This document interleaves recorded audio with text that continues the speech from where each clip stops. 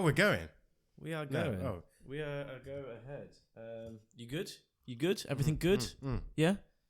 Yeah? I'm ready. You ready? My mind is ready. My body is ready. I don't think I'm ready. My body definitely ain't ready. Why? You don't want to know. Would you like to do the clap? Oh, do the clapperboard. Thank you. Hello, and welcome back to the Cinema Rules podcast, episode 3, Sean. Episode 3. We're closing in on the milestone of 5 episodes uploaded to Buzzsprout, but then 7 episodes until this is a permanent thing, I guess. Yeah. 7, and they say 7's a magic number, and then you carry on doing it. But I feel like we've been doing it for ages already. Well, we've been doing it for 3 to 4 years. This, I guess, it's just a prolonged. It's just a different way of doing it. Yeah, I guess. Man, we've had a busy film watching week. We've had a busy week. Yeah, we've gone to the cinema 2 times. Have we been any more? No, I didn't know. I'm thinking of potentially going this weekend to watch Maxine. Oh man, I can't wait to see it. I thought we put it in our diary as coming out in August. Yeah, maybe it's got an early release in. Some films are released earlier in the UK than in America, so maybe it's one of those. Yeah, we'll get on that then. But both times we went to cinema this week, we saw the trailer, and it does look really cool. It does look good. It's the same vibe as obviously X and Pearl. And didn't you say your brother said it's the same character from X? Yeah, he mentioned that it's just a progression of the same character, and I disagreed with him. But then he kind of turned me to think. I think it might be because I think X is set in the 70s. And this is the and 80s. Pearl was set in like really early 1930. Was X in the modern? It was like 1940s because it was during the war, I think. Was X in the modern day? I can't remember. It's been ages. No, since X wasn't in the modern day. It was definitely within the 70s because it was surrounded like the 70s porn era. Yeah. And this is the 80s. So it chronologically it could be the same girl, but she looks completely different and sounds completely different. Yeah, but it could be like, if it's in the 80s, then it could be like 10 years later. I guess, and she's reinvented herself, and because her character in Maxine is going from a porn actress, which she was in X, exactly, to a Hollywood actress. And there's some kind of murder going on at the same time, and who is it that's in it? Kevin Bacon? Is it Kevin Bacon? Mm-hmm. Of Friday the 13th fame. Yeah, and I forgot about that. Ty West is great, so I'm hoping he makes a good film. I am excited to see what he does outside of this anthology series, though. Like when he moves on to another, like a 4th film that isn't necessarily. What has he done before this trilogy? I don't know. Let me have a quick look. Because he's definitely been around for a while, but for me, X was okay. You know, Pearl was brilliant. I loved Pearl. Yeah, so hopefully he's improving. Even more. Just TV stuff, TV series. Yeah. He did the Exorcist TV series, which I didn't know existed. Wayward Pines, Scream the TV series. He's done a bit of that. That was quite good. I didn't mind that. Has he not done any movies? VHS. He did VHS. I'm pretty sure he's done some others. Cabin Fever 2, The House of the Devil, The Roost. So he's done a few kind of more B-movie. Oh, I thought he did some big movies. I thought Ty West did some big movies because I just recognise his name. No, he was one of those ones that we lumped in with kind of the up and coming new wave of horror directors, like Fede Alvarez. And by the way, Fede Alvarez, we saw the trailer for Alien Romulus at the cinema, the second which trailer. I hadn't seen, and I thought it was sick. It looks great. It looks really good. There's a lot of practical, like you see the alien at the end for a moment, and it's practical. But it effects. looks proper science fiction as well, though, not just a slasher in space. But it looks like there's some science fiction elements to it as well. It looks hardcore. Yeah, I'm excited for that. But Maxine, I'm down to go see it. Yeah, it's been released today, and I did really enjoy Pearl. I thought it was brilliant, but I think it hinged a lot on Mia Goth's performance. But that's what you want in any film. No, 100%. But I don't think it was great down to the story. Yeah. I think the style was cool. Yeah. And you're not getting that in Maxine. So I'm keeping a level head going into Maxine.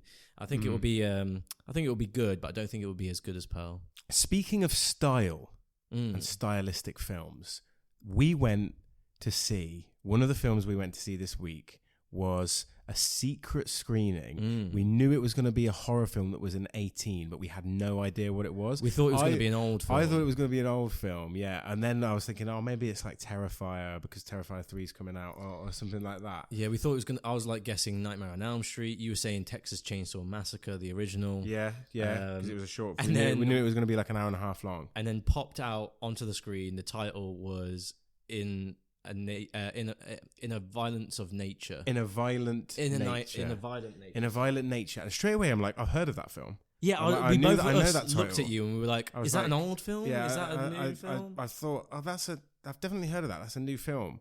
And then we kind of clicked. The first shot.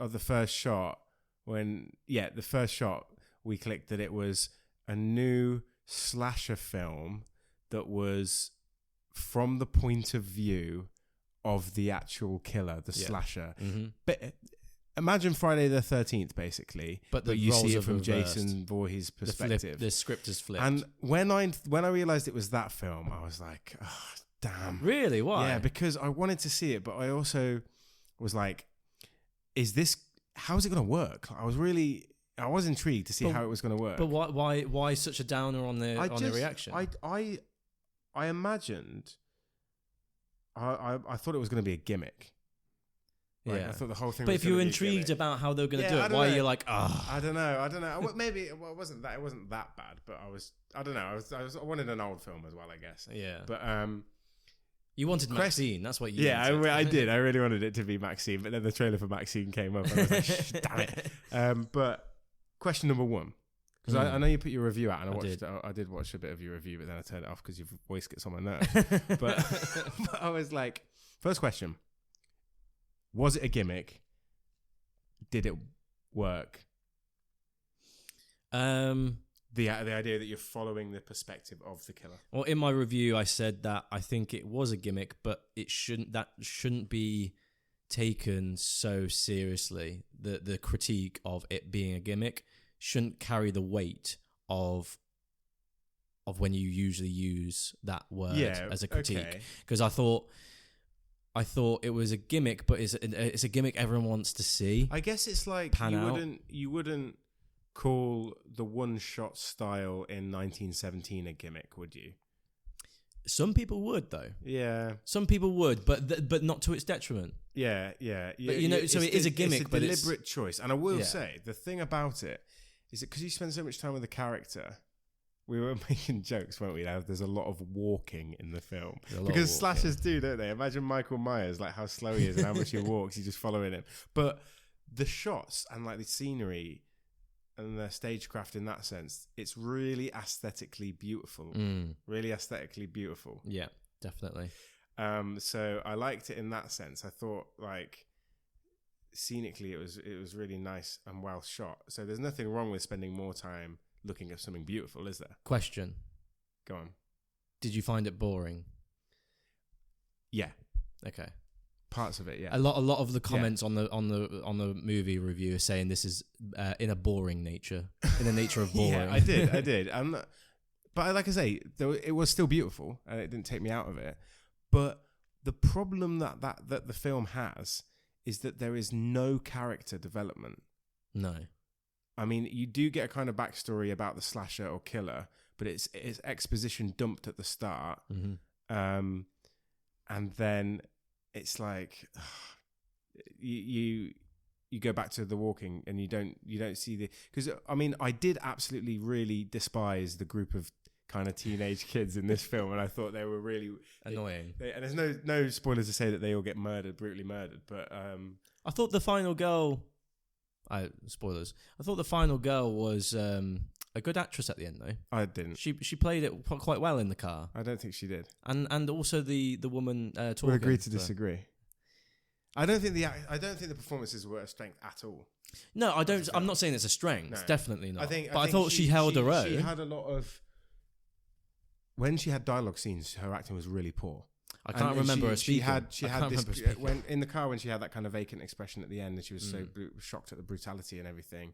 I guess she had a bit of face. She had expressions that were okay. Yeah. But I didn't buy anything any of the characters did, and that's even for a slasher, because I know they're meant to be. Hang on like, a minute. And it does lean into the comedic as well. They didn't do anything stupid though, which is what normal slasher camp goers do. They didn't do anything stupid. They didn't react though. They didn't react. Sometimes, like a character would see another character get brutally massacred in front of their face, and they wouldn't even scream or yell or anything. But you're talking about that final kill in the dark where she's just staring at him. No, I get that one. I'm on about. She's shocked. Yeah. Tom, just because if you saw someone getting brutally murdered in front of you, you're not going to be screaming. I can tell you that for a fact. You'll just be like, you would. What you think you'll be like?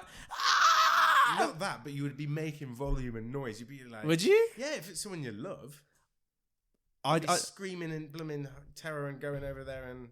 I don't think you would. I think you will go into yourself. Well, when you'll be closed off immediately. I think you'll be shocked. Maybe. And I think you'll just run. Maybe. I think you'd have that reaction afterwards. I think you would have that shock and stillness afterwards. Yeah. But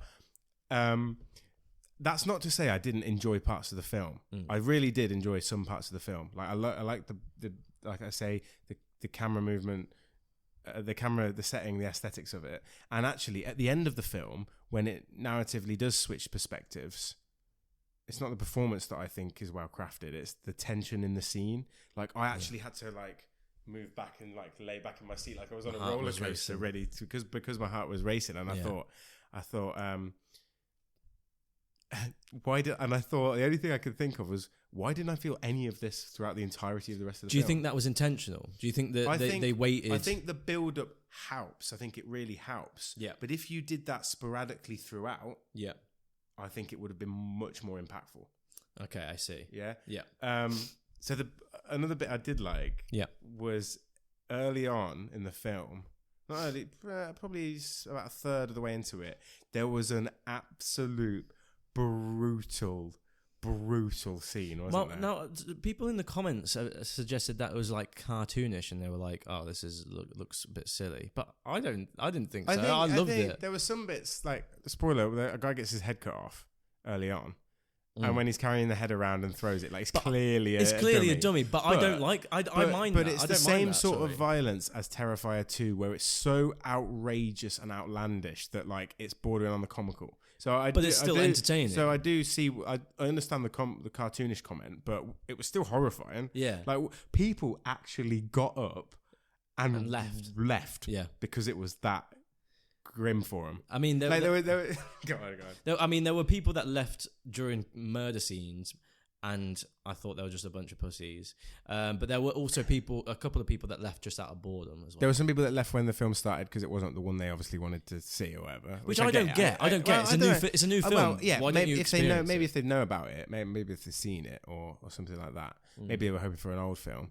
But the people that were leaving during the kill scenes, I think it probably wasn't their bag, was it? It's like, you know, everybody. If I put Terrifier 2 on for my parents, they would walk out of the room 100%. But if they've chosen to be there knowing that it's going to be a horror and it's going to be an 18... I've never walked out of the cinema. Have you walked out of the cinema? Maybe once. I was really close to for the first Twilight film. Yeah, I was really close because I thought it was going to be like this badass vampire 30 Days a Night style carnage, like vampires killing each other thing. And I was so bored in that film, man. But I'm guessing you didn't read the books before that. I also think it's like, I would never dream of going to the theatre and walking out. Like, I feel like if you've paid for an experience, there's a level of kind of, I don't know, of respect for the craft where you have to see it out. Like, you have to see it out to see whether or not it's... Especially when, I mean, it's the title screen. They don't know what film it is. It's a new film. You've paid for it. Why not stay? Yeah. Do you remember there was an old film? There was a sci-fi film called Skyline. Do you remember that?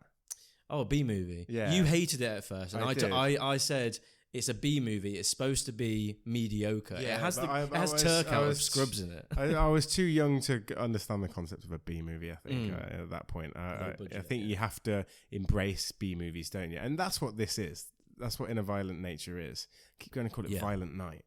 That's that Christmas film. Oh my god, that film. Yeah. But yeah, I do like this new wave of B-movie horror, and this is about practicing a craft, I think, more than creating a important narrative story. Or I think movie lovers and those that are interested in the craft of movies will appreciate this movie more than your average day viewers. I don't think it'll become a cult classic either. Oh no, definitely not. If anything, I don't even think I'll rewatch it. No. Because if they cut out most of the walking, I think I would love to watch it with my friends. I want to see this film from the perspective of the actual camp.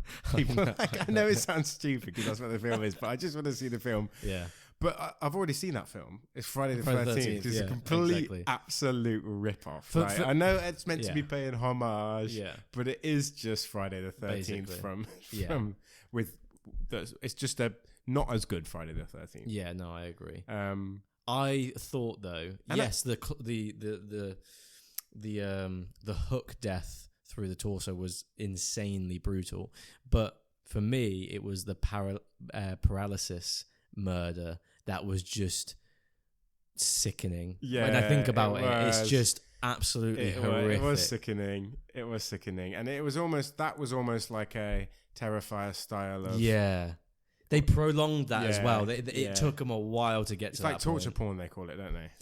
Yeah, it was that. And they took their time with it, and they just let you marinate in the thought of what's about to happen, just like the victim. And I think it was really effective, I thought. But. Oh man, when earlier on I said this is a film for the director to like hone their craft or to practice or to just have fun making a movie and trying lots of different things. There was one scene that was shot, I thought, so bizarrely. What was it? To the point of like, we get it, like, and I didn't think it was good at all. I think it would have been good in the first few seconds, but they're around the fire, and I don't like it because it's a massive exposition dump of what happened to this killer, and I don't think the actors were that good in telling it. No, you really get a sense of their character or whatever. But the camera rotates around the fireplace, behind the people that are sitting at the fireplace. So you're seeing their faces. It's like a circular panel shot. Yeah. The firelight, the darkness, the shadow all going on them, and you're seeing their like shock or enjoyment or horror or whatever. And at first I was like, oh yeah, this is quite cool. But it just went on and on. It just kept doing it. It went on, and it went the camera rotation rotation was too fast, and I was just like, I got motion sickness from watching it. It needed a cut to like a still shot of a character's face or something. But yeah, I get what you're saying. That could have had more thought, I guess. But some people in the comments were saying that if you're going to go with artsy, if you're going to go with experimentation, then your actors need to be on point. But I also understand that because it's in the perspective of the killer, you don't need good actors. You don't, because they're not really focused on the dialogue scenes. They're not focused on character development. You can still craft good characters in those scenes where he's observing and listening, and you can still, even in a short amount of time. It's like we always say, some of the best characters in horror films are like the comic relief that get killed off early on, or people that get killed off early on. It does not take you long to invest someone in a character. No. You could do it in 2 minutes. Yeah, no, you're right. And I guess that's down to the writing and the acting, I guess. But I also get that when you're creating a B movie that's already going to be massively expensive, like you can't afford the best quality of actors, can you? No, you can't. And that's why I didn't really fixate on the actors and the bad acting, because no slasher is good acting except for maybe Halloween. I don't know. There's a difference between a good actor and a believable character. Like, you don't have to have an Oscar-winning performance in a film to believe the character. True. Sometimes when you watch something, you know that someone's acting. And is that down to the writing, or is it down to them? Maybe it's down to the director not getting the acting out of the actor as well, or the performance that they need. They should Stanley Kubrick their actors and just torture them. But yeah, it was all right. It was an all right time. I'm glad we went to see it. Yeah, no, it was definitely a homage. There's some good bits about it, but it's interesting. It was an interesting film, but we also went to the cinema to see, and we mentioned this in the last podcast. Yeah, we did, and this is where I'm gonna get energized again, because A Quiet Place Day One. I was going into that film. We went to see it. We mentioned it in the last podcast, didn't we? Oh, I was excited to watch it. You were, and I tried to give you a level head. Yeah, and we're like, draw back your expectations just slightly. But still, did it surpass or match your expectations? Or is it not as good as your expectations? It surpassed them in certain ways, and I was also kind of disappointed in others. Okay, interesting. Yeah. I actually found it a difficult watch because of the concept of the main character, spoiler alert, played by Lupita Nyong'o. Yeah. And her, like, she has this, like, constant feeling of, constant thoughts of death, her own death, because she's dying, right? She's got cancer as a character. Yeah. Well, we think we do. We don't know actually what she's got. I don't think it's... I think it is cancer. Did she reveal it at the end? I can't remember if she did or not. But it's not really a spoiler either. No. You know it within the first 10 minutes of the film. Yeah, and I just as a concept, it was quite. Obviously, it's going to be emotional, but it was also somber. Morbid. Melancholy and somber, I think, is the right word, especially when she's going around New York at the start of the film. I'm glad it took that opportunity to do that, because you don't get a lot of horror films, I don't think, that embrace melancholy. I think they embrace kind of fear, don't they? And there is a lot of fear and tension in this film, but I just think it added another layer to the story and to the characters, because everybody is facing their death in this apocalyptic monster invasion, yet to her, she's already dead. So it's a new kind of character, I thought, that changed the dynamic of the film a bit. 100%. I haven't actually seen. Yeah, I haven't. I haven't seen that in another film before, and I loved that perspective. Yeah, I thought she did a great job. But other horror films as well, they don't really embrace the emotional side to their concept. They, like you said, they embrace the fear and the scares, and sometimes that, like with In a Violent Nature, with the acting, it can come across as quite comedic. Yeah. And don't get me wrong, I liked the moments with the monsters in this where they did appear, but the moments of quiet in between were so emotional and like raw. Yeah. I thought they were so well done. There's a scene where Lupita Nyong'o and what's his name? Is it Chris? No. He plays the man. Images have just been released of Gladiator 2 where he's playing the Emperor. Yeah, we'll get onto that. He looks nuts. And he's playing the Human Torch. I want to say Evan Peters. But Joseph Quinn. Yeah, Joseph Quinn. He absolutely shined as well. I thought his performance was great. Brilliant. Like, there's a scene where they are together in her New York apartment, and there's a storm going on outside, and the performances are just great. Yeah, absolutely. And not only that, the score really married well with their performances. Yeah. It really brought a tear to my eye.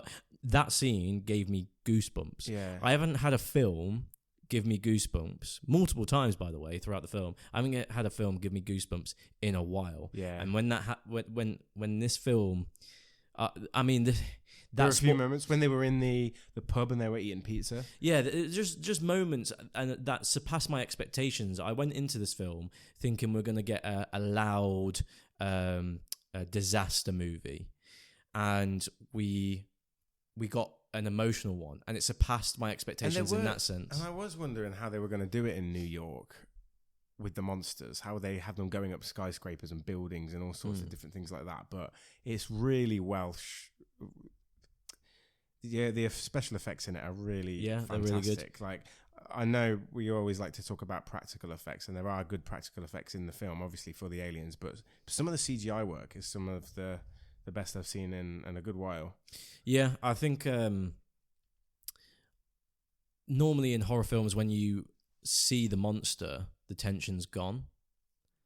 But with these types of creatures in this world, That's just not the case. It's because they're just terrifying. So alien. It's because they look they're so brutish, they're otherish. Like they move with limbs that are like contorted and long, and they're loud and they're strong. They're like gorillas, aren't they? Yeah, but also menacing. They're not mammals or reptiles. You don't know what they are. They're alien. They're just so menacing and brutish. And one of the things I liked is that they added very subtly to like the lore of these creatures. There was something about the kind of growth process, or eggs, or food, or eggs, and you don't know what it is, which is great because it leaves that. And I hope we don't get it fleshed out for us.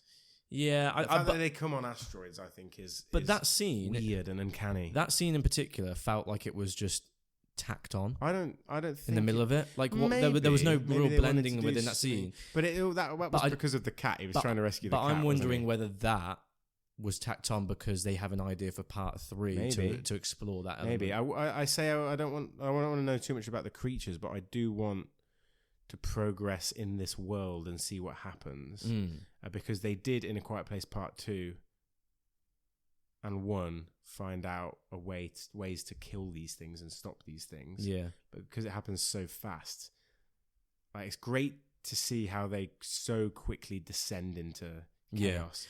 But for me, the thing that disappointed me slightly was, and Jeremy Johns actually in his review touches on this, is that when the chaos starts, she's knocked out, and it's quickly like, oh, everyone knows to be quiet. Instantly. It reminded me of of Game of Thrones season 2, where Tyrion gets knocked out and the whole battle happens and you don't see it. Yeah, pretty much. And that's what I wanted to go into this film seeing. I wanted to see the absolute chaos. Yeah. And we did get it. Like eventually when all the people started moving through the street. I think that was kind of explained afterwards by having the helicopters with the speakers. They've clearly been telling people. Yeah, no. I understand that, but it's just that we missed a whole, an epic sequence. We missed it, but we did get it in the end with the people walking in the street and everything getting louder. Me and you turned to each other like, oh, the footsteps, they're too loud. They're too loud. When they're too loud. All turned out it was like a big horde of people. Oh my God. Yeah. And when all the creatures first ran past as well, we looked at each other, we were like, holy oh my God. Shit. I think it was a great film. It evoked reactions out of us. Yeah. And obviously, since starting this podcast, it was like, oh, we don't want to be reacting. But I think if we react but it made us react. If we react to A Quiet Place Day 1 on the channel, I wouldn't have been as emotively or emotionally involved with the characters. And that's what it was. The first time I've been to the cinema in ages, and I just felt emotional watching the film. Yeah. All different sorts of emotions: fear, tension, sadness, joy. I that's what it was about for me. We got stacks, we got nachos, we got pick and mix. It was the cinema experience. It was great. And I just want to call out Chris Stuckman for a second. Obviously, he'll never see this video. Did he not enjoy the film? No, he did enjoy it, but he mentioned something that I just disagree with. He mentioned that he wasn't as emotionally invested in this movie or the characters because the first couple of films is centered around a family, and it's easy to grow an attachment to this family because then they're nurturing the kids and the newborn and the wife and the father and the mother. It's easy to be emotionally invested in those characters because of their relationship with one another. And in this new movie, you didn't have that, but I did. I completely disagree with that. Yes, you don't have that relationship dynamic. But what's more powerful is the fact two strangers meet and grow a relationship, and that's what drew them together. It was loneliness. Yeah, her because of family. Yeah, and actually, spoilers. I think we've mentioned that already. But when at the end of this film, she looks at that photograph of her and her father. Yeah. Oh my God, that was the most emotionally strong part of the film, and the fact that in all this chaos, these two people find each other and they help each other selflessly. She doesn't want to be involved with them at first at all. Yeah, and there's that growth there. Yeah, you get far more investment, I think, and growth because they could resemble you as characters, couldn't they? It's such one person that is lost in the chaos. It's such a relatable experience. She's lost and alone because of her dying. He's lost and alone because he's not even from the country. No, exactly. And he's alone. His family are back in England, and he mentions his family. He does, and he cries for his family. Yeah, I couldn't disagree more. Yeah, it's such a powerful. I say powerful. I emphasize the word powerful. It's such an emotionally powerful thing to develop two strangers into, these two strangers that eventually care for one another because they have nothing else. Yeah. They have nothing else, and so they're attracted to one another. I guess. I disagree with Chris. My last question for you, yeah, I do as well. My last question for you though is: did you enjoy it more than A Quiet Place 1 or 2? No, I haven't seen A Quiet Place 1 and 2 in a while. They kind of merge into one film. I know they're called Part 1 and Part 2, but they do carry on very quickly after. They do. I cannot remember 1 and 2 being so emotionally impactful. No, I remember the ending of number 1 with obviously John Krasinski's. Bit of a slow burn, I thought. There were more moments of that kind of being very quiet and there was more. It was more tense. It was more tense, I guess. But even John Krasinski's sacrifice at the end of the first one didn't hit as hard for me than the storm scene in this movie. And I actually thought the director of this film had more ideas. I know the story was written partly by John Krasinski as well, but the director, in terms of the framing of some scenes, some of the shots that he got of the city, of the characters, of even like lighting, the storm, I just think it was a little bit more sophisticated. There was a lot of religious subtext in this movie. Yeah, I think imagery. It was more about hope, wasn't it? Yeah, hope and faith, perhaps. Yeah. But yeah, I liked it more. What did you think to the ending shot? We won't reveal what the ending shot was, but did you think that was off the cuff? It was a bit offbeat. It was a bit tonally offbeat. Yeah. I get the meaning behind it. It's her defiance, her final final choice, or the final thing that she has the power to do, which I liked. But I would have just preferred the noise of it landing rather than the actually seeing of it. Because I think they played some like heavy rock music afterwards. Yeah, I get that. I do get that. That was again her defiance, wasn't it? But I think just her face, and hearing the creature, we didn't need to. Yeah, I don't know. Tonally a bit weird. Tonally, it was a little bit weird, but overall, I thought the movie was great, and I'd probably jump to see that one before part 1 and part 2. Yeah. I'd love to see stories in different locations. Could you imagine how screwed we'd be in this country? Well, in the countryside, in the Chris Stuckman's review, he said he would love to see those people that go on to like a retreat, like in the middle of the woods, no reception, no internet, and then they come back and it's just like, what's going on? And then they just get fucking eaten because they have no idea what's going on. They'd just be dead straight away. There's a great character in this that I really liked, which was the nurse at the hospice that she was at, and I was really invested in his character. Yeah, bop, just like that.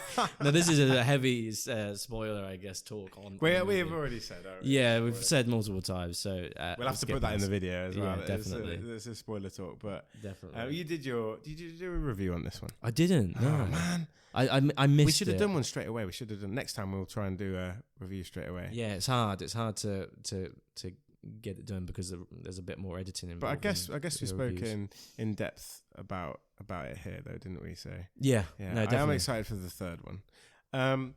Good segue though. Joseph Quinn, up and coming actor. Yep. Got his real breakthrough in Stranger Things. Yeah. He's already out there massively. Yeah. He's in MCU. He's going to be Johnny Storm. Yeah. The Human Torch. He's in A Quiet Place. He's in A Quiet Place. And he's in Gladiator 2. We got our first images and looks at Gladiator 2. It looks, and we spoke about this on the podcast. What are you thinking? Because it's not just Joseph Quinn. That he looks psychopathic as this emperor, by the way, with like ginger hair. Yeah. And all decked out. I think he'll be channeling Joaquin Phoenix from the first film. But you also get a look at massive actor at the moment, also working with him in Fantastic Four. Yeah. Why have I forgot his name? Pedro Pascal from Game of Thrones and The Last of Us. Right on the edge of my tongue. Some people are a bit oversaturated with Patel. Patel. Pesco Patel. Pedro Pascal. My apologies for butchering his name. I loved these images, man. And the biggest images that actually were of neither of them, they were of Paul Mescal, who's playing the main Denzel Washington. He looks good as well, yeah. It looks gritty. It looks like it's going to have good action in it. We don't know anything about the story, mate, so we can't think about it. I'm trying to contain my excitement because, yes, like you said, the images do look gritty. They look grainy. They look like it was taken on the set of the original film. Oh yes, yeah. However, and also I think have they released an image of somebody like walking through the wheat fields, which is very similar to the first film. That visual. Yeah. Now we are free song. So they are very reminiscent of the aesthetic of the first film. However, they are pictures. They are not frames from the shots of the movie. Are you sure about that? The ones that I've seen look like frames of the film. Let me just get some up now and show you, because I think these are frames of the film. That, from Vanity Fair, first look, is definitely from the film. I don't know. Well, I don't know. The thing about Ridley Scott, I guess, is he crafts massive films. They probably film a lot of things. So I remember when The Force Awakens came out, I used to buy all the blooming film magazines trying to get a look at what the film would be, and so many shots and frames, even characters, never ended up in the film. So yeah, you're right. But also pictures versus video. Obviously the main difference, obviously, is video. There's movement there. So for an image, it might look exactly what it looks like from the original film, but in motion it could look completely different. It could look too digital. Because it's not on film. He hasn't done it on film. And the original was done on film. The one thing I'm thinking about though is that I don't know what the story's going to be. I'm pretty positive that it's just going to be a very similar to the original film. Like there's somebody that gets forced to be a gladiator and they fight their way up. Well, yeah, because I think you mentioned in the last couple of episodes that it follows his son. I don't know. But everyone's like, no, I don't know where you got that wrong. Yeah, apologies. Because he doesn't have a son. Is it the son of someone he loves then? It's the emperor's nephew. Maybe it is the emperor's nephew then. Maybe it's not his son, but he was. It is that in that vein of somebody carrying on, like a legacy sequel kind of vein. I just wish they wouldn't call it Gladiator 2. Yeah, I've heard people complain about this. I wish they'd call it like, I know it's like in the Roman numerals, but I wish they'd call it like a subtitle. Well, you just call it Gladiators. Nah, I don't like that either. No, it's like when they better than Twisters. Twisters, Gladiators. I hate when it's like Gladiator, Rise of the Gladiator. It's like, name it with AI. It's just shit. I just think call it something different. Just call it Gladiators. No, not even Gladiator. Just call it something different. Like name it something new. Or like Patel. Patel. Oh man. Colosseum? Mate, I'm excited, but last time I was excited for Ridley Scott, Napoleon let me down. So I never went to see it because I knew it was going to let me down. I don't know. There was some good qualities. He films battle scenes very well, I think. Yeah, but action. The thing, it was actually Joaquin Phoenix that I thought was a bit disappointing. Do you think those images offer up too much information? I mean, that picture that you just showed me, Pedro Pascal looks in trouble there. So I already automatically thinking, he's going to die. You're going to watch the trailer anyway, and how much is revealed in trailers? Do you know what I mean? Nobody's death. But I don't think he's going to die there. He's not going to get his eyes crushed out like in Game of Thrones. He's just been de-armed, Tom. You murdered her. That was Game of Thrones. Remember when he got his eyes? Oh, yeah. No, I'm excited. I am excited for it. And Paul Mescal is an up-and-coming actor as well, isn't he? But I don't know I can't remember what he was in. No. What was it called? I can't remember. Is Denzel Washington the Emperor in this? No. He looks like the Emperor is Joseph Quinn. I think he's going to be like, right. I think he's going to be like a aristocratic part of the elite that I think he's going to play the part of that character. I can't remember his name in Gladiator that schools the gladiators. Oh, really? Yeah. The actor that died during filming. Yeah. Oh, okay. Something along those lines. I don't know. Yeah. But he's a great actor. Yeah. So. Yeah, I wonder what era this is in. To say the height of Rome, I think. Is it? Do you think it's going to be the height of Rome? I think so. Yeah. Yeah. But we'll see. Yeah. It's going to be an interesting one. Another bit of news. Yeah. In film news that I'm quite excited by is that they've finally set a date for next year for beginning to film the Highlander reboot with Henry Cavill. And it's being directed by, obviously he's playing that main character that Christopher Lambert played in the first one, the actual Highlander. Which, by the way, I think is the perfect casting. Yeah. I mean, after seeing Witcher, I was so disappointed when he dropped out of The Witcher to play Superman again. And then never did. Then didn't get cast as Superman again. But this is being directed by Chad Stahelski, who did the John Wick films. Interesting. So he's thinking he made a comment about swapping guns for swords, and I think that's gonna be because sick. he was a fight choreographer and stuntman. So thinking about the Highlander sword fights that we got, I think one of our comments when we reacted to Highlander was we wanted more of those fights. Yeah. To get, and I think that is going to be really cool now. 100%. Like that's the action. It might be a classic action film. I think it could be. It has the potential. It has the potential because like you said, when we watched Highlander, like we haven't had those types of movies before. Like not before, like in a long time. We don't really get, apart from John Wick, we don't really get quality action films. No, I mean like ones that involve sword fighting. Yeah. Oh, yeah. That's what like you mentioned.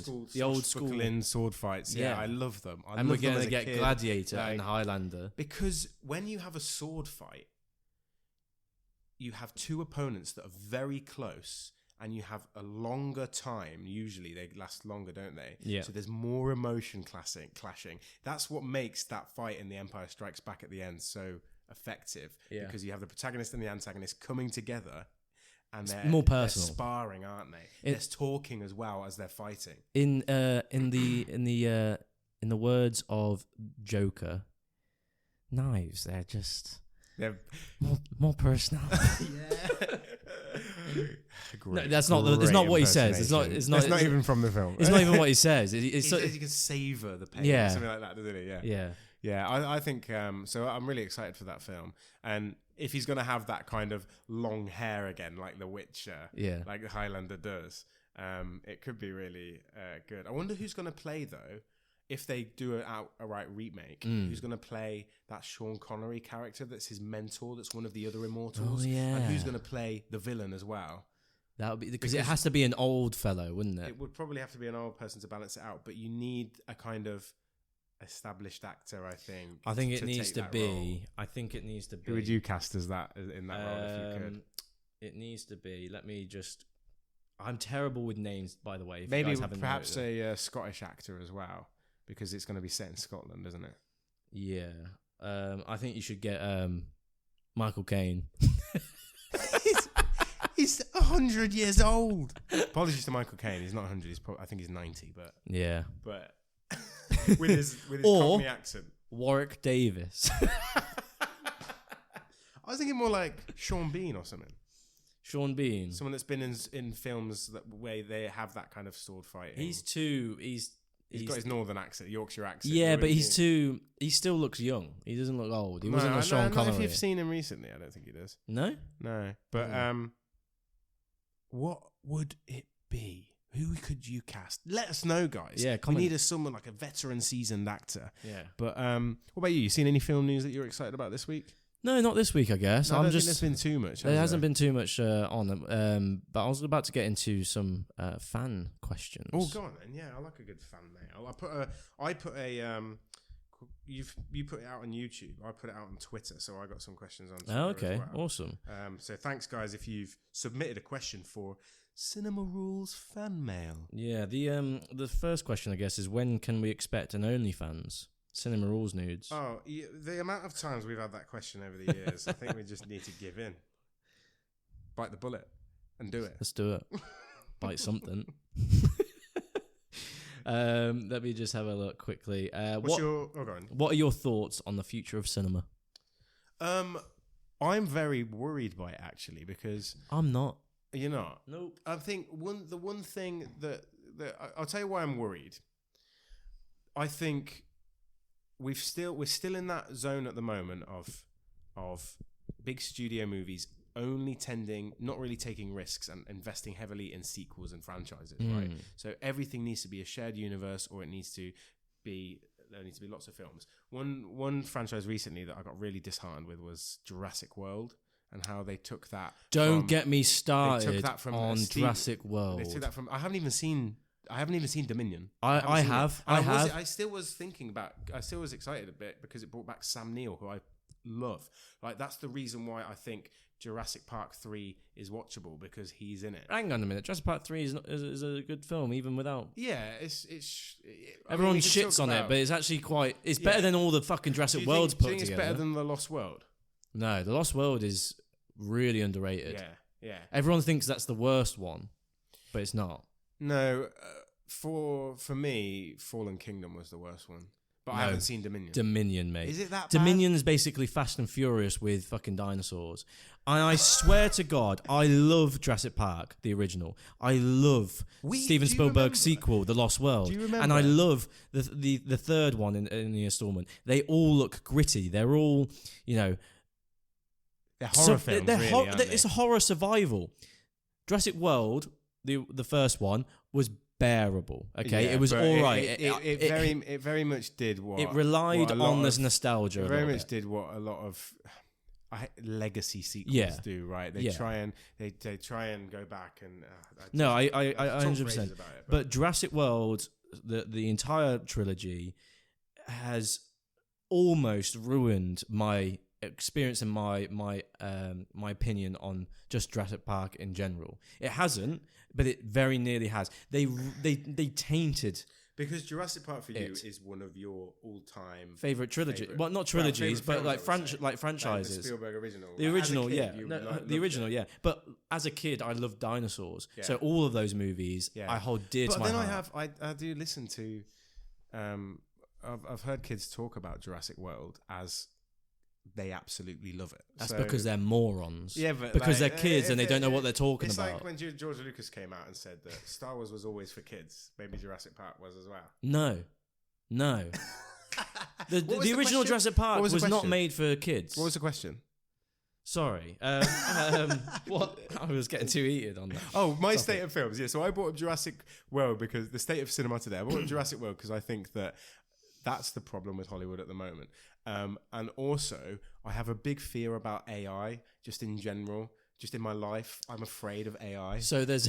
So I think there are some studios practicing already, dipping their little fingers in the water in, can AI write a film for us? Can AI produce the actual imagery film itself? Yeah, there's an AI software called. Terrifies me. There's an AI software called Solar, and it's producing. You go online and you'll type in a prompt saying Labradors in the snow, and it will produce a video that literally looks real, Tom. Yeah. And it's all it's all AI. Me. That is not what film is about. Film is like music. It's like art, as in physical art, like painting and drawing. It is an art form, and if you take the human out, it's messed up, man. There's no soul. There'll be no soul. There's no emotion. I mean, and I know there was this thing the other month, or it might have even been last year, where a photograph won a world photograph competition. And it looked great, but it looked a bit uncanny. And the guy actually made it with AI. Yeah. And he said it took him 5 minutes just to see what would happen in the competition. And I think maybe we can't distinguish. Maybe maybe there will come a time where we can't distinguish, and the soul will be ripped out of it, and it will just be algorithms and artificial intelligence farming our pockets and brains for what we find entertaining, and we'll all just be sitting there watching Fast and Furious 16, which has crossed over with Jurassic Park. Yeah, and we're just like brain dead. Fat people in Wall-E, like brain dead, eating like popcorn being like shoved into our faces with a tube. Sorry, that's my thought. But the only reason why I'm a bit kind of positive as well is because we are getting up and coming directors like Robert Eggers and Denis Villeneuve, who is great. Nolan is still out there as a giant. So I do think Oppenheimer and Barbie probably proved that we can push art back into the mainstream. Yeah. I've spoken too much. Yeah. Yeah, my opinions on the future is I'm not worried about it. Why? Because not even about AI? Because no, not just AI, the future of cinema. Yeah, but I'm not worried about it because even if we get AI, I think that will turn into its own thing. I think that will eventually separate into its own entertainment corner. There was a term I heard the other day used for the first time, and it was called, instead of photography, because cinema is still photography, isn't it? Yeah. They called it promptography. Right. So yeah. you funnel the prompts into the AI. Yeah. And craft whatever you want from it. But well, there you go. It will separate. It will become its own thing. And even if that becomes the new mainstream, cinemas will never go away, ever. They will never die. There will always be a cinema. It won't be like a Blockbuster where they'll just fade out and nobody will have them anymore. There will always be cinemas, and even if there's less of them, that for me is a bonus because it will be it will be a better experience. It will be a more personalized experience. Maybe. And if hardly anyone goes to it, I don't care because I like going to the cinema on my own and experiencing it on my own. Cinema years ago, we were like, oh, we wish they'd release older films more, and they have started doing that. Yeah. To keep up with a lack of demand, I guess. But there is more of an experience. There will always be a cinema. There will always be cinema. Okay, right. Next question. That was a long answer. Let me get a question up here. Where did I put it? I think here we are. Bear with me a second. Have you got another question? Who would you most like?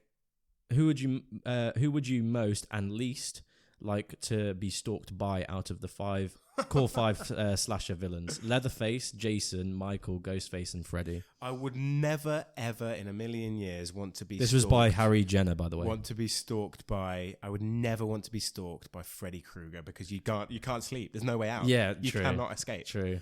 Who would I most likely? Yeah, probably. I feel like I could escape Michael Myers. I feel like he's too slow, and he always catches people. Do I know they're coming? I don't know. If I know that, if I know they're coming, then Michael Myers. I think with Leatherface, you'll know when he's coming. I don't know they're coming, Leatherface, because you'd hear the. Yeah, I think the one that is the least gory death for you is probably Michael, because he'll just stab you, whereas or strangle you. Whereas Jason will come up with some brutish kill. Leatherface will chainsaw you to death, and Ghostface is just too quick. Yeah, and there could be multiple. And there could be multiple. So, yeah, I think you're right. Michael is the most like I would want Michael to hunt me down, and Freddy Krueger, no thanks. Here's a question from Twitter, Sean. Yep. Or X. Have you seen? This is the person's handle. What's your favorite feel-good movie? Do you have a film that you watch for like relaxation or to make yourself feel good? Feel good. Mine always used to be Superbad. Yeah. Like I just thought it was an easy, fun watch that always. See these types of questions where I have to think about the movie. There's so many bloody movies out there. I can never really pinpoint one. But the first one that comes to mind is my favorite romantic comedy, which is About Time. Yeah, is that feel good though? It's borderline feel good. Yeah. it's got some really good life lessons in it that makes you feel good, and there's a relatively happy ending. Yeah, there is somber in some ways, but with the message it gives you, I think it's quite nice. Yeah. So yeah, I think that's a kind of a feel good. I also think feel good. Sometimes you feel good after a good cry. So I think a film that makes you cry, I think you've let something out and you feel good afterwards. So I think there's that element to it as well. I guess I have been watching a lot of rom-coms lately. I never obviously did, but because I'm now a married man. I have been for ages, but I've been watching more, and there's some good ones out there. Like there are some good ones. We watched this one the other day. What was it called? Some of them are trash, but there was this one the other day. I think it was called Just Married with Ashton Kutcher, maybe. Okay. And it was like, it's never going to win any Oscars or anything like that, but it's a feel-good film. As a film you just stick on. You maybe watch it once and never again, but you just you watch it. Have you seen Crazy Stupid Love with Steve Carell? Yeah, I have. That's a brilliant one. I really like that. Ryan Gosling. Yeah, that's good. Let's have a look. Have we got any more out there? Yeah, this one I've got an answer to. So this is by Reese Bradshaw.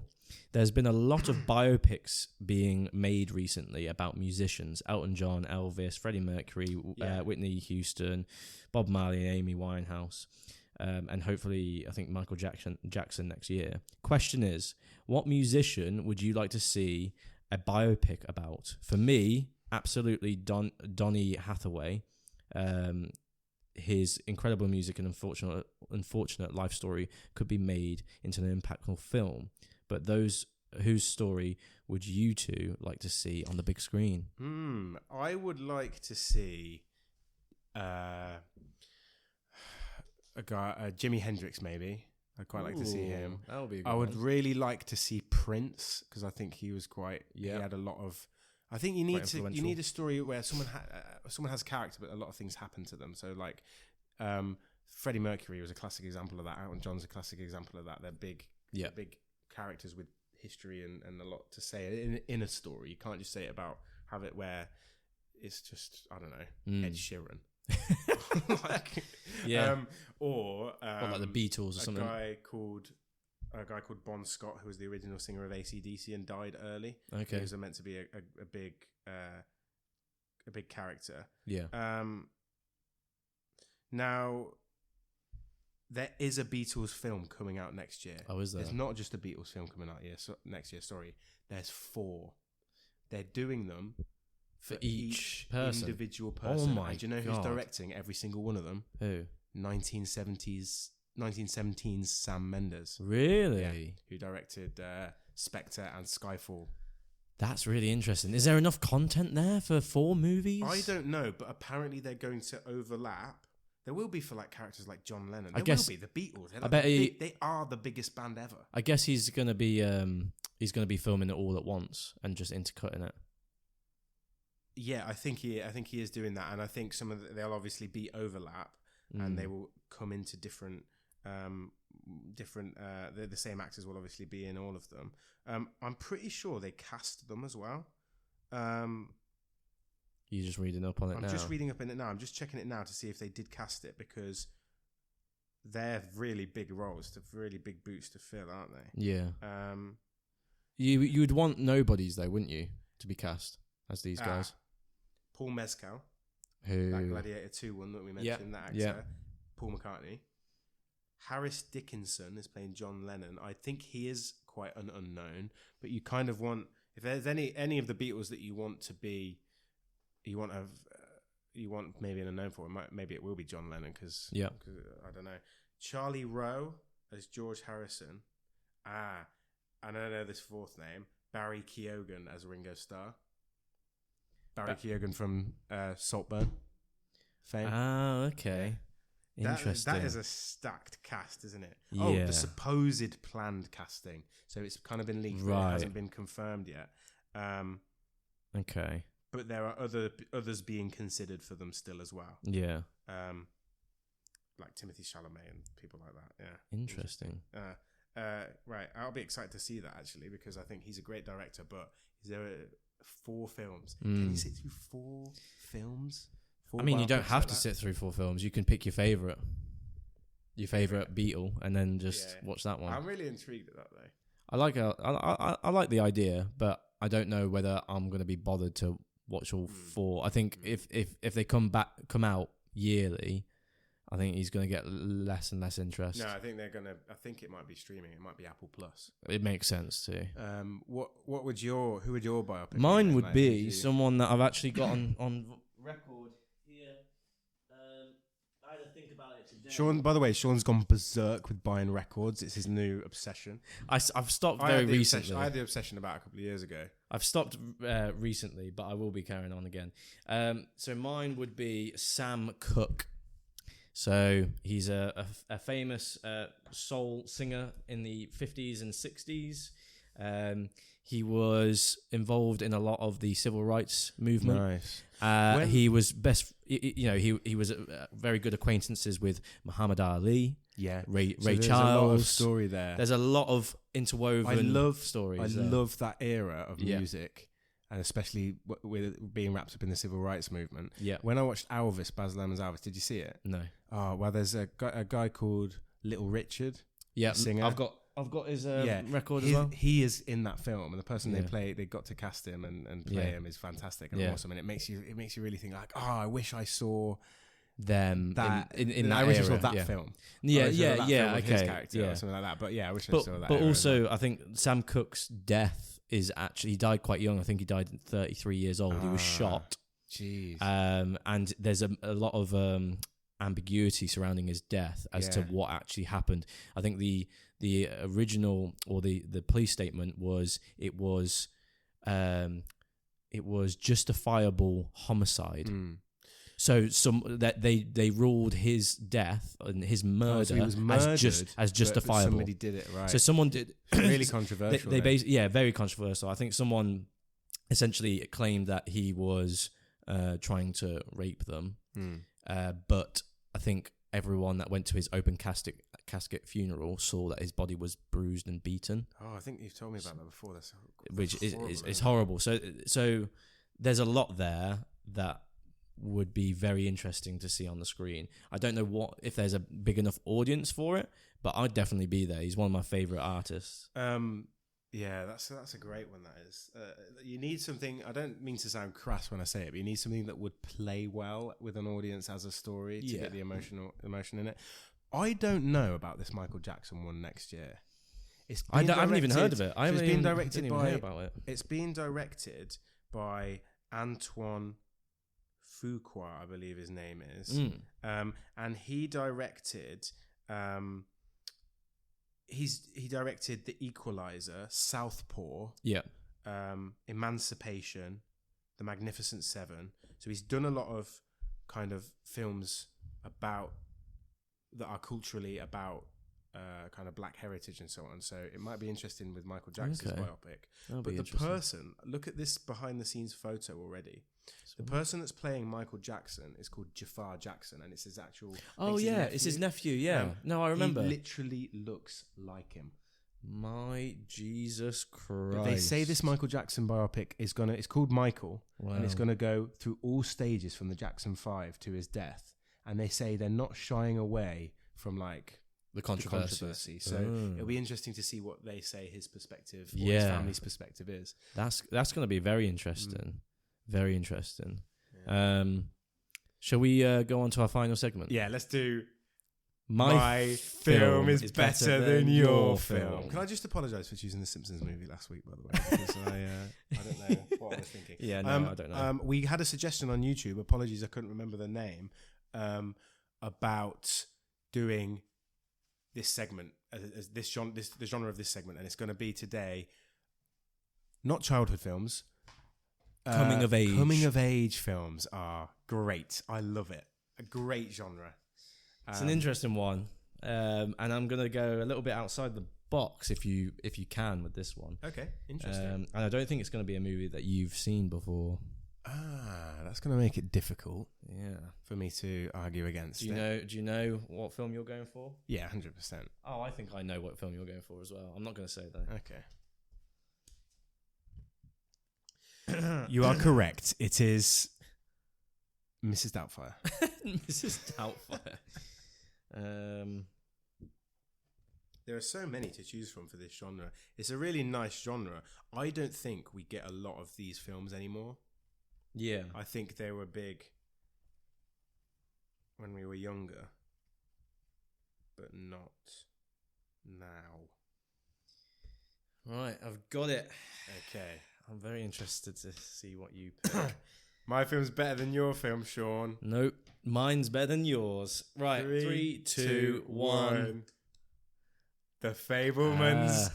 Okay. The Goonies. I thought you were going to pick Stand By Me. I thought you were going to pick that. I thought you were going to pick The Sandlot. I was going to. Yeah, I was thinking about that. Or I thought you might pick Breakfast Club.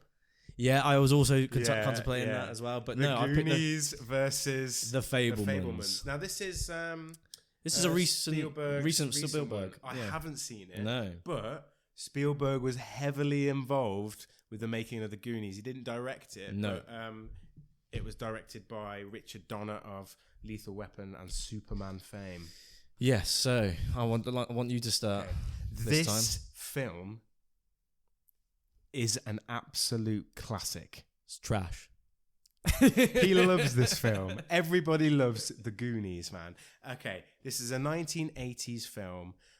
You have an excellent, for once, I say for once because they can't get a decent child actor in a lot of things these days. You have the perfect, well cast that were specifically sought out by Spielberg and Richard Donner to find the perfect chemistry with a group of friends. It's about a group of friends that go on an amazing adventure that is emotive and emotional. It's adventurous. You've got excitement in it. When you are a kid watching this film, because that's what coming of age films are about, aren't they? They're about the children growing up and experiencing life lessons, but also having the time of their lives and an adventure. You want to be those kids, don't you? You want to be those characters. How the villains that you have in there are well crafted. The imagination of this kind of Free Willy's treasure is great. It's everything that kids pretend to do. Like, I pretended to be these kids. I pretended to be growing up and finding treasure and doing the truffle shuffle. Yeah.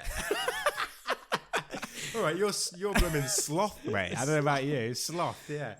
I think maybe that section of the film with sloth didn't age the best, but I still think that it gives you some fantastic moral life lessons as a kid. So what's the coming of age?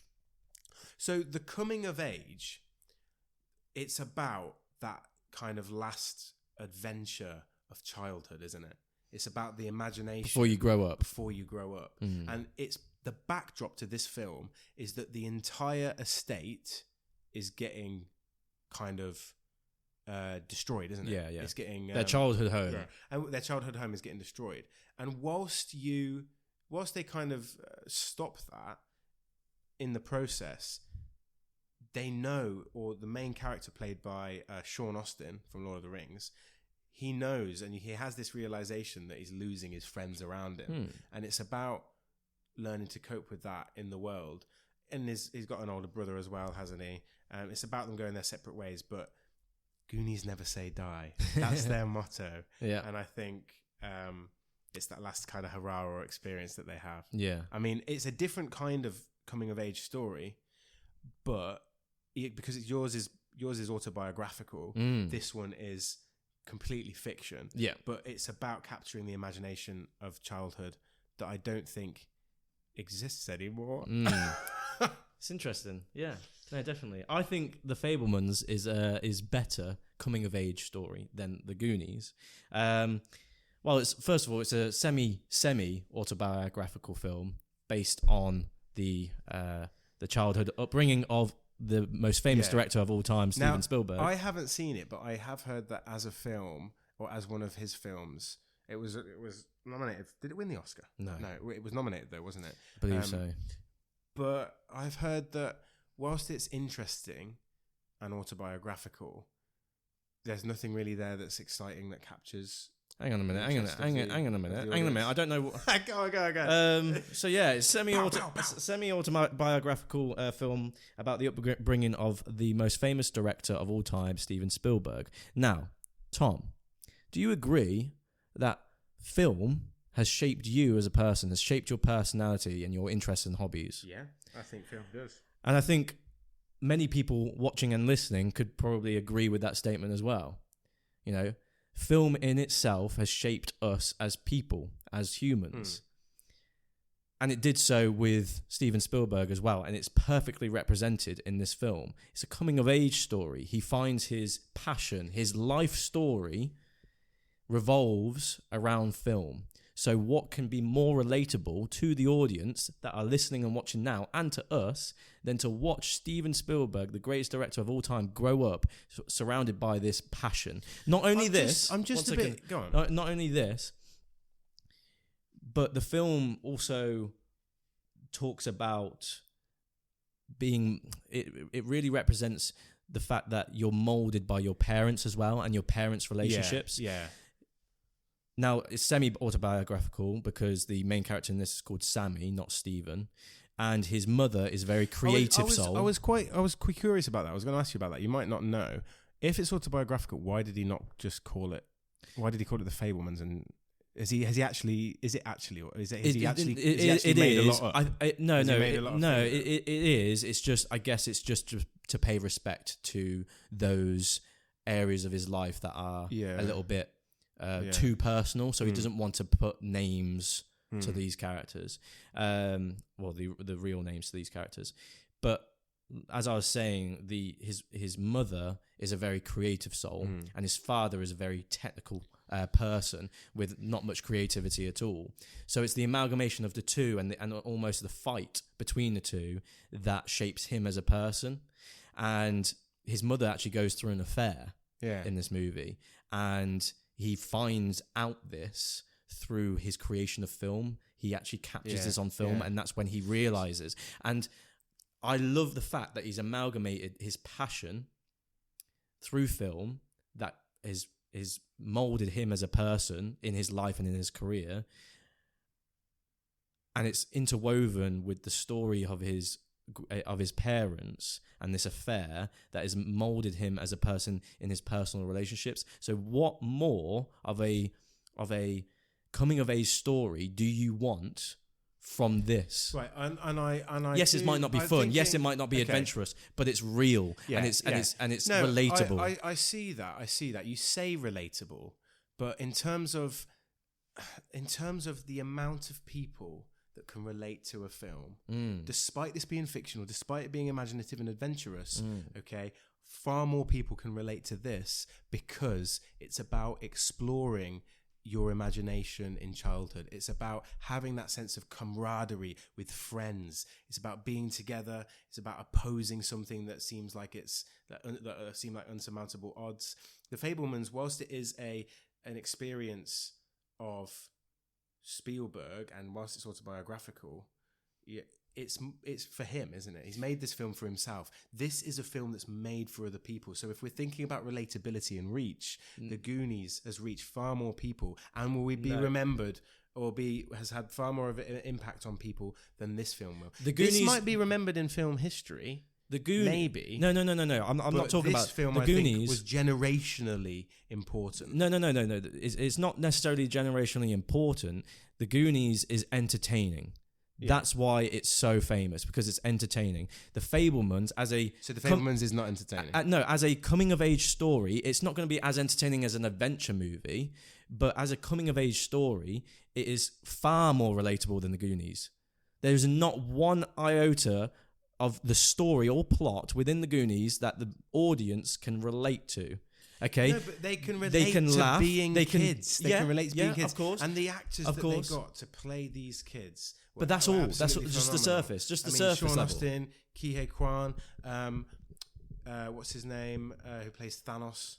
Plays the older brother as well, doesn't he? Yeah. the chemistry between them is fantastic. The dialogue is really well written. Yeah, but other than that, at the surface level, friendship, fair enough. But the Fabelmans goes deeper than that. It talks about marriage. It talks about looking up to parents, being molded by your parents, being molded by your passion as well. It's not. Yes, it's not talking about friendship, but friendship isn't the only thing that should be included or considered in a coming of age story. So you have it's a lot of more than that. So what is the thing that what are you saying then? He learns about how to be married, or he learns about marriage. He learns about he learns how to balance his passion with his family, because his passion is the single most important thing. He didn't actually learn that though, because he had an affair himself. So. Yeah, there you go. There you go. Sorry, Spielberg. But I know you're watching. But the fact that he did have an affair shows that his parents' behaviour, his mother, moulded him quite well, in that way. I just think it's difficult. These are two very different films, aren't they? They are. But if you take it at entertainment value and learning about friendship and joy and perseverance, I think this film is very impactful, and it does show, and it is a film about growing up, because we all have to grow up, Sean. And this takes you through the eras. It takes you from a small child to a young adult getting his first job. I'm going to find on the podcast the other day, we were talking about Spielberg's new film, about how he's going to go on that Alien, and you said that his recent films have not been impactful. Yeah. They've not been as good or even well crafted. But this film is his craft of film. This film was a shining light within that pile of shite. So you're calling him a shit director? No, I'm not. That's obviously an over exaggeration. But this film was almost, and people agree, everyone listening and everyone watching, and all the reviews say that this film was a good comeback from Steven Spielberg. The Goonies was so popular. I'm actually shocked that they didn't or haven't tried to make a sequel to it. Yeah, I mean, the sequel's been in the works for like 10 years. Yeah, I don't think they will, and I'm glad they don't, because I think they will eventually. If you have them come back as adults, and do the same kind of adventure, I don't think you'd capture the same magic, because it's about being kids, isn't it? Yeah, I think you have to have a group of kids together in a effective growing up film, because they all have their different experiences about what it's like to grow up, and we all get to that age or stage, don't we, where we lose our innocence or lose that sense of innocence, and that's completely what this captures, the sense. When do they lose their innocence in this? No, but this film, it's about capturing it one last time, isn't it? It's about, if you could bottle the essence of childhood and joy and friendship, that's what the film is. Yeah. And it is a little bit cartoony. So it's almost the opposite to coming of age, because it's trying to latch on to that. I think it's one last hurrah before you lose that sense of innocence, isn't it? But they never lose that sense of innocence in the end of the film. So did they ever come of age? I think the audience knows that they will eventually, in a sequel. It's their last word. But they are completely different movies. I think you could argue to the ends of the earth, because they are so different in their approach. Do you think The Goonies is a better film? Again, that question is so weird when comparing it to The Fabelmans, because they are completely different movies. Yeah. Yes, they're coming of age movies, both of them, but they're done and tackled in such a weird way. the Fabelmans is done through, it centers more around story, whereas The Goonies is more spectacle. Yeah. Let us know what you think, guys. Do you prefer The Goonies or The Fabelmans, or do you have another growing of age? God, coming of age. Do you have another coming of age or growing of age? Coming of age story. I almost picked The Breakfast Club, but the thing that annoys me about The Breakfast Club is that she's kind of, do you know the main girl that comes out at the end and she's got like her makeup and hair done? Yeah, it's not teaching you a moral lesson of be yourself. It's like conform to society's expectations of you. I guess to a little bit. To a bit of an extent. Yeah, don't be yourself. Do this, and you'll get the guy. Yeah. Right, we've been going on. It's been a long podcast. It's been an hour and 20 minutes. Yeah. So thank you for listening. Thanks for the questions as well, guys. Yeah, if you've got any questions, drop them on this video. Yeah, make sure you like and subscribe on YouTube. Make sure you follow and download all the podcasts, past podcasts and future podcast episodes on Spotify, on Apple Podcasts. Go onto our Patreon page, link in the description below, where we'll be posting exclusive content on there very soon and early access to our podcasts. But other than that, thank you for listening, and we'll see you next time.